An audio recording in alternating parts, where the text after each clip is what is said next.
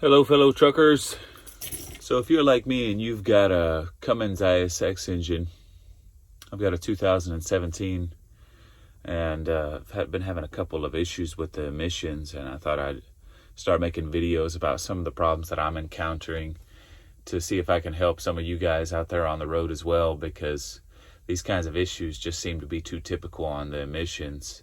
And to be quite frankly honest, I'm about to go ahead and put an emissions defeat device, or as everybody out here on the road likes to call it, go ahead and get it deleted. But I figure I'd make some videos on some of the issues that I've had since I've had this motor. And first of all, I want to say the Cummins ISX engine is so much better than what I've noticed on the MaxxForce engine that I've had on another model truck that I had, a 2016. First of all, if you have any emissions problems on those MaxxForce and 13 International motors, you're better off finding a shop as soon as possible, because those things won't run very long before they completely derate.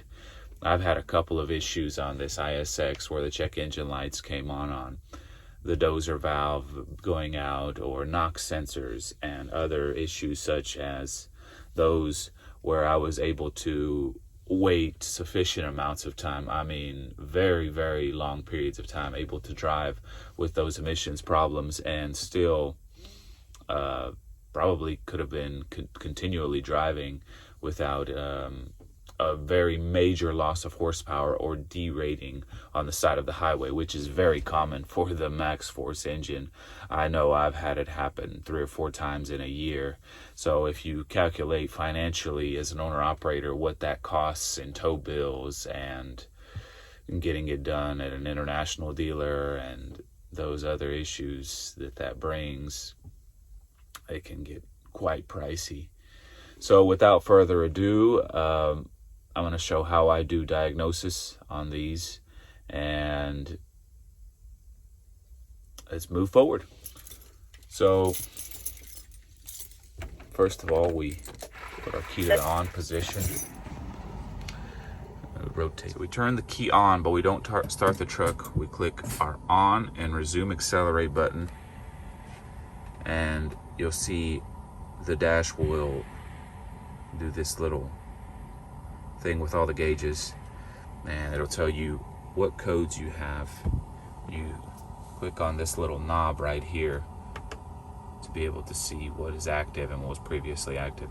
The code that was active right there, that it just skipped through, was the one that I had to Google, and had this check engine light come on it. And you can take all these codes and type them into Google, and Google is going to go ahead and tell you what issue you're having. And this will work on any international motor, by the way. So if you have, as long as you have an international, this is a pretty easy way to diagnose things yourself, instead of going to shop and wasting time and wasting money on giving them to get you a diagnosis. Now on this truck, it didn't really necessarily give me an exact detail on what exactly is wrong, but I'm assuming it's something to do with the dozer valve again, or the truck's just not doing a regen and it wants to do a forced regen. And honestly, these emissions problems are so common that it seems like almost every just too frequently they're happening, and there's already enough problems that I see in these trucks to make it to where it's just not worth it to have the damage that it causes the engine.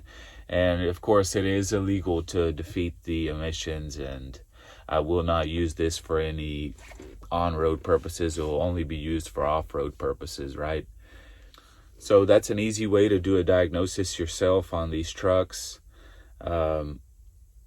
I strongly encourage all you fellers that are on the road to take this advice of mine on being able to do this diagnosis yourself, and hopefully you're able to work around a lot of these issues, because being stranded on the side of the road is just a very difficult situation. It's very dangerous, and just a lot of other issues that it brings in this already very difficult of a job in trucking. So let's try to keep things as smooth as possible for ourselves out here while we're on the road. And hopefully some of you guys can use the idea that I have brought on making these videos, and hopefully I can start seeing more of you guys making videos, because this is very important for us to show these kinds of too many common emissions problems.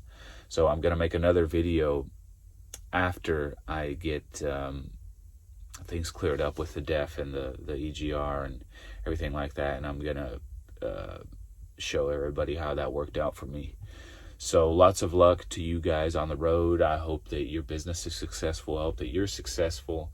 And if you're stranded on the side of the road as a company guy watching this video, I hope that you were able to diagnose something or whatever the case may be in your situation. So lots of luck, and I wish you all safe travels, and take much care of yourself while on the road.